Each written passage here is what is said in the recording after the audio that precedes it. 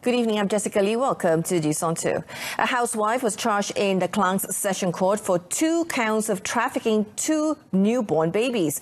The accused, Nik Rahimah Nik Muhammad Nawi, 58, a mother of 4 kids, however, pleaded not guilty and claimed trial. According to the charge sheet, Nik Rahimah was charged with trafficking a 15-day-old baby girl near Selayang Commissioner for Oaths office at 10 a.m. on the 8th of February 2019. She was also accused of trafficking a 3-day-old baby boy at Batu Arang Police Station car park, Gombak, at 8:40 p.m. on the 23rd of February. Both offences, she was charged under Section 14 of Anti-Trafficking in Persons and Anti-Smuggling of Migrants Act, a TIPSOM 2007, which provides maximum imprisonment of up to 20 years and a fine upon conviction. Judge Rosiana Yati Ahmad granted the accused a 12,000 ringgit bail with 1 surety. The accused is required to report herself to the police station every month and has been banned from approaching nor disturbing the witness. The court set the case rementioned for 12th of May. On the 27th of March, the accused was arrested at Jalan Rasyaturai, Kuala Kubu Baru, Selangor by Bukit Aman's Anti-Human Trafficking Division D7C. The Kuala Lumpur High Court today has agreed to give a 3-month notice for third parties who want to contest the forfeiture action of 48 million ringgit by the government on Tan Sri Loh Hok Peng, the father of Loh Teck Jo or Jolo. Now, the amount follows the freeze imposed by the authorities on several of Tan Sri Loh's accounts with the intention to forfeit it, as the government claims the amount gained is a result of money laundering activities. Justice Muhammad Zaini Mazlan fixed 19th of July for hearing from the contending third parties to the forfeiture claim by the government. He said the court recognizes the need for a notice to be gazetted for it to be made known if there are any conflicting claims can be made before the court can consider the forfeiture. With this, the notice to gazette would be made several days or weeks before the hearing. Earlier, the prosecution led by Deputy Public Prosecutor DPP Aaron Chelia said the government had filed a notice of motion for the forfeiture action and requested that the notice be gazetted. Chelia said the prosecution had tried to serve the course papers to Hok Peng since the application was made last month. The DPP said the authorities do not know Tan Sri Loh's whereabouts, as affirmed by investigating officer Superintendent Fu Wei Min's affidavit, which shows that Tan Sri Loh is not in Malaysia. Tan Sri Larry Loh Hok Peng was not represented in today's proceedings. 2 Bangladeshis were charged at the Seremban Sessions Court today on 2 counts of allegedly selling 60,000 ringgit worth of fake gold coins. Now, based on the facts of the case, both accused, Muhammad Shahin, 31, and Muhammad Mamun, 23, were alleged to have cheated 2 victims into purchasing the fake gold coins. In the first charge, both accused were alleged to have the intention to sell the coins to Ismail Ishak, 61. The offence was committed on 13th of March 2019 at 1 p.m. in a supermarket at Seremban Jaya, Seremban. Both accused were also alleged to have committed the same offence by having the intention to sell the fake gold coins to Muhammad Shafiq Jamaluddin, 30, on the 25th of March 2019 at around 5 p.m. at the same location. Both accused had committed the offences under Section 420 of the Penal Code, which is read together with Section 34 of the Penal Code. If found guilty, they can be sentenced to not less than 1 year and not more than 10 years imprisonment, whipping and fine. The case was handled by Deputy Public Prosecutor Nur Akmal Muhammad Azri. The court fixed 30th of April for remention of the case. Now, 2 air traffic controllers who were on duty at the Sultan Abdulaziz Airport in Subang on the day that an accident occurred between an aircraft and a Malaysia Airports Holdings Berhad or MAHB vehicle have been suspended. Now, Transport Minister Anthony Loke Siu Fook said the 2 have been suspended pending investigations into the incident, which eventually led to the death of a MAHB technician.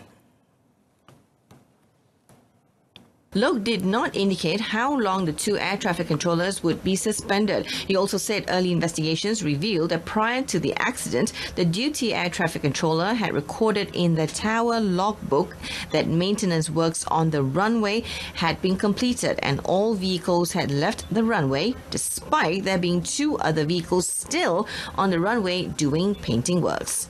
9 MTST the aircraft, reported his position to the tower controller, Shift 3, at 9 miles for final runway 15 for ILS approach at 0308 or 3:08 a.m. local time.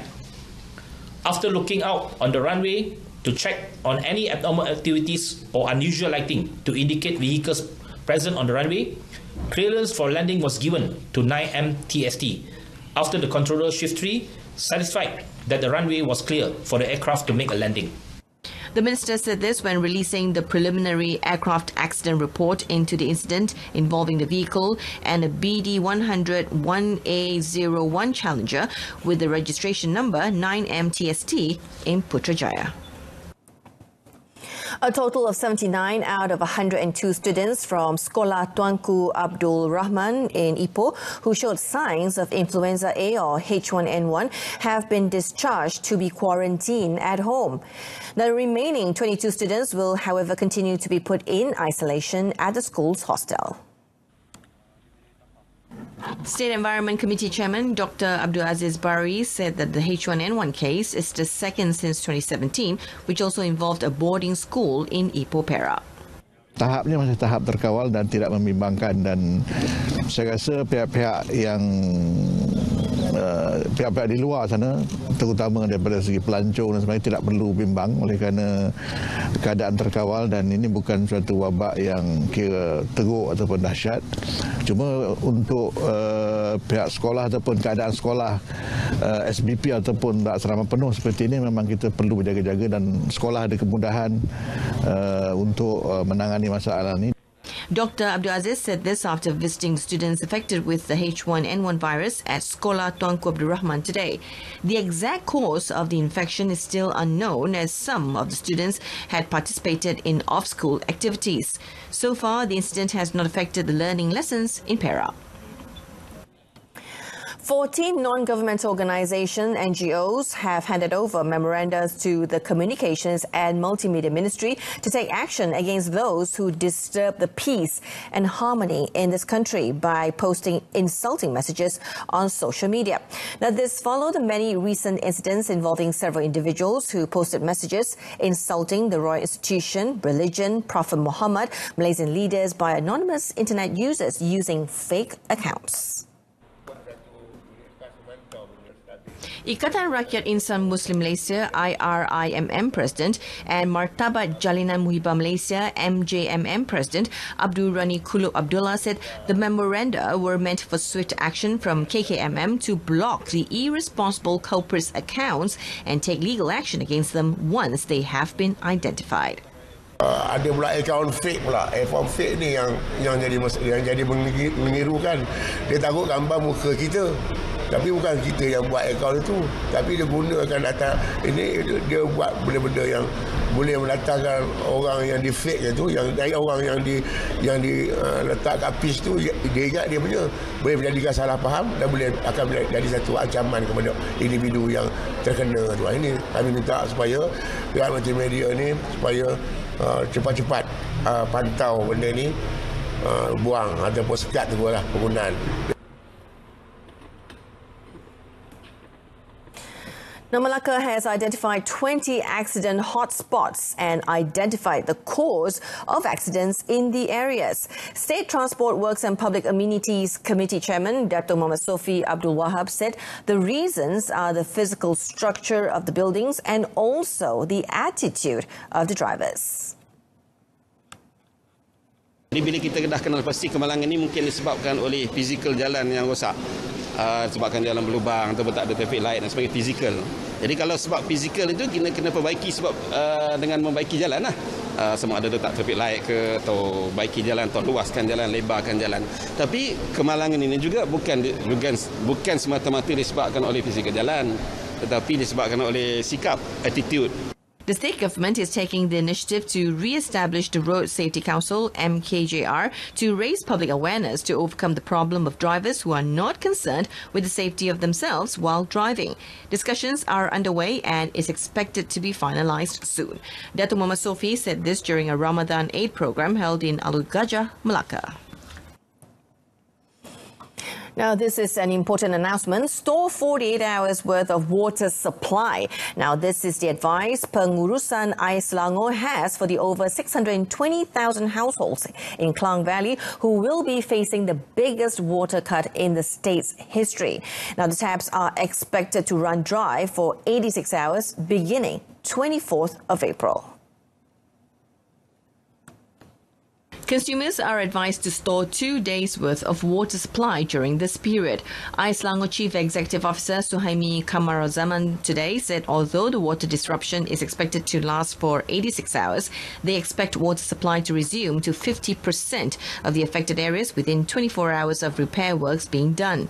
Met today, he said the water tankers will be deployed on the 24th of April to critical sites such as hospitals and medical and hemodialysis centres. He added consumers however, can request for water in case of emergencies such as to facilitate weddings, celebrations or funerals. Suhaimi said those in the manufacturing sectors might want to source their own water supply during this period. A total of 620,835 accounts, or over 4.14 million consumers in 577 areas in the districts of Klang, Shah Alam, Petaling, Gombak, Kuala Lumpur, Kuala Langat and Kuala Selangor will be affected by the disruption in water supply. Meanwhile, SPAN Chairman Charles Santiago said the water disruption was unavoidable due to the critical situation at the Selangor River Phase 2 Water Treatment Plant, or LRA-SSP2, which requires immediate attention. Now, Tun Dr. Mahathir Mohamad today announced that the Bandar Malaysia project will be revived. The Prime Minister said that the government has changed its stance about the project, which had been previously put on hold. Speaking to reporters today at the Yayasan Al-Bukhari, he said Bandar Malaysia is to generate expected gross development value of 140 billion ringgit. The Bandar Malaysia project was stopped abruptly in 2017. In line with the government's policy of ensuring that such a development will be people-centric and will add substantive value to the economy, the plan of the project has been changed and it will include the construction of a People's Park, 10,000 units of affordable homes, Bumiputera participation throughout the project, and priority for the use of local content in the construction process. Apart from that, the Premier said Bandar Malaysia will attract Fortune 500 companies. The project was announced under the administration of former Prime Minister Datuk Seri Najib Tun Razak in 2011 and had an estimated cumulative gross development value of 200 billion ringgit. The 486-acre integrated property development project was previously linked to the controversial One Malaysia Development Berhad, or 1MDB, and was supposed to host the terminus of the Kuala Lumpur-Singapore High-Speed Rail HSR. The Sabah State Legislative Assembly has unanimously endorsed the private member's motion to push for Parliament to amend Article 1(2) of the Federal Constitution. Its Chief Minister, Datuk Seri Muhammad Shafie Apdal, said that it is important for Sabah and Sarawak to revert to the original reading of the Article 1(2) to honour the sacrifices of their forefathers. Datuk Seri Shafie opined that, as was what was enshrined in the Malaysian Agreement 1963, MA63, it was clearly stated that the Federation would include A, the Malayan states, and B, the Bornean states, Sabah and Sarawak.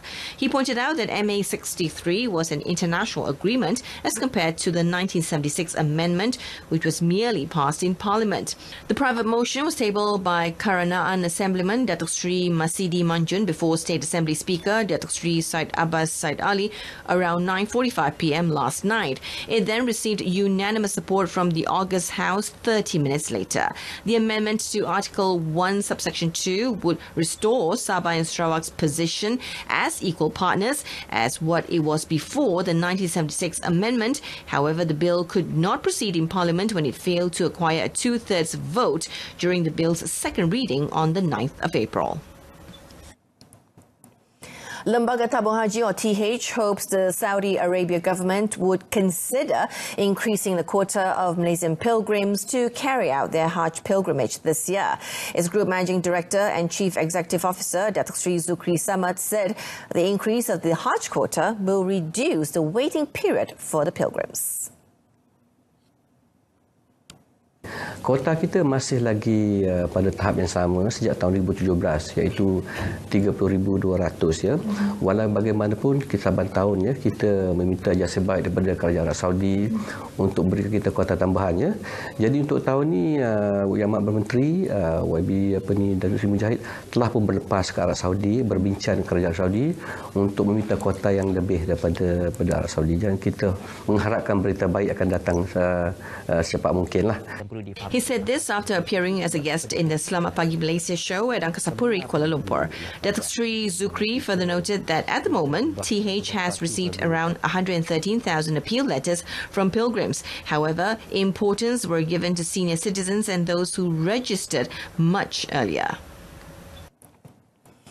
Prasarana Malaysia Berhad or Prasarana today signed a Memorandum of Understanding MOU with the Institute of Materials Malaysia IMM to collaborate in the field of education. Through the MOU, the Prasarana Centre of Excellence PACE or PACE will be able to conduct training programs prepared by IMM in the field of thermite welding. President and Chief Executive Officer of Prasarana Group, Datuk Muhammad Hazlan Muhammad Hussein, said with the agreement, PACE or PACE will become a reference and training centre not just in Malaysia but also internationally. It is because the first certification in certification program in ASEAN, and to certify our existing experienced staff that is specialized in thermite welding field. So these are among the reasons why we embark on the MOU with IMM. With the MOU, PACE or PACE will be offering 4 certificate programs in the field of thermite welding for the next 3 years. Additional provisions totaling 56 million ringgit will be requested from the Ministry of Finance or MOF to fund the construction process of the road for Pendang Hospital in the near future. Now, this is to smoothen the construction process of the hospital, which has been delayed due to the emergence of several issues. Kedah Health Rural Development Religious and State Government Linked Companies GLC Committee Chairman Datuk Dr. Ismail Saleh says the main issue is the construction of the access road to the hospital. The Public Works Department JKR will thus apply for the provision. If the road and the drains are not built, it is feared that the area will face flooding issues. Jadi dengan tanggungan yang diambil oleh JKR tadi, sudah tentu JKR akan mohon daripada MOF untuk dapat peruntukan tambahan 56 juta tadi dapat atur on, dan kita harap dia akan siap dalam masa yang ditetapkanlah. Datuk Dr. Ismail said this to the media after the officiation ceremony of World Kidney Day 2019 in Alustar. The construction of Pendang Hospital is now 10% complete and is expected to finish in May 2021. Upon completion, it will be able to accommodate many patients from Sultanah Bahia Hospital, Alustar, and Sultan Abdul Halim Hospital in Sungai Petani. The total cost to build Pendang Hospital is 222 million ringgit. The nation's security is still under control, especially from terrorist-related threats following strict monitoring by the Royal Malaysia Police, PDRM, and the International Criminal Police Organisation, or Interpol. Defence Minister Mohammad Sabu said his ministry is always on the alert and cooperating with the National Security Council, or NSC, to ensure any possible terrorist threats are curbed before they get any worse. Tapi ancaman secara keseluruhannya bagi Malaysia ini di bawah kawalan, termasuk mereka yang yang pulang daripada Timur Tengah, terutama di Iraq dan Syria, di bawah security ini, bawah pengawasan, dan kumpulan ini di Malaysia ini tidaklah begitu merunsingkan kita. Mohammad Sabu said this to the media at the Defence Ministry's office in Putrajaya today. The Malaysian who was severely injured in the Hualien County earthquake in Taiwan has regained consciousness but remains in critical condition. Hualien Tzu Chi Hospital Deputy Superintendent Chen Pierong confirmed that Chu Yip Chien had regained consciousness early Friday and was still undergoing treatment in the intensive care unit.